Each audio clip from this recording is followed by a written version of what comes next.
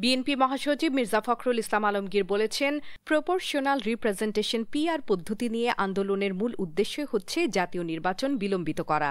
তিনি দাবি করেন, জনগণের ক্ষমতা জনগণের হাতে ফিরিয়ে দেওয়ার প্রক্রিয়াকে বাধাগ্রস্ত করতেই এ ধরনের উদ্যোগ নেওয়া হচ্ছে।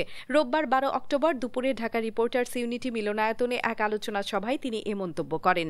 ন্যাশনাল পিপলস পার্টির উদ্যোগে ডেমোক্রেটিক লীগের সাধারণ সম্পাদক সাইফুদ্দিন আহমেদ মনির দ্বিতীয় মৃত্যুবার্ষিকী উপলক্ষে এ সভার আয়োজন করা হয়। ইতিহাসের একটা অত্যন্ত কঠিন সময়, ক্রান্তি লগ্নে আমরা এখন পার করছি। বিষয়গুলো একমত হওয়া যায়নি, সেগুলো নিয়ে রাজনৈতিক দলগুলো জনগণের সামনে তারা নির্বাচনের সময় ম্যানিফেস্টো আকারে যাবেন এবং জনগণের কাছ থেকে সেটার যে তাদের মতামত, ম্যান্ডেট, সেটা আদায় করার চেষ্টা করবেন। পিআর পদ্ধতি এই দেশের মানুষ গ্রহণ করবে না।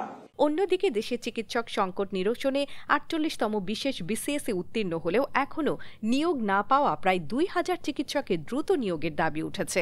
রোববার 12 অক্টোবর জাতীয় প্রেস ক্লাবে আয়োজিত এক সমাবেশে ইব্রাহিম কার্ডিয়াক হাসপাতালের ভাস্কুলার সার্জারি বিভাগের প্রধান অধ্যাপক ডাক্তার সাকলাইন রাসেল এ দাবি জানান। তিনি বলেন, এই চিকিৎসকেরা পরীক্ষায় উত্তীর্ণ হয়েও নিয়োগ থেকে বঞ্চিত হচ্ছেন। ডাক্তার রাসেল অভিযোগ করেন, সরকার ইতোমধ্যে প্রায় 3000 চিকিৎসককে নিয়োগ দিয়েছে, কিন্তু বাকি 2000 জনকে অবৈধভাবে অপেক্ষমাণ রাখা হয়েছে।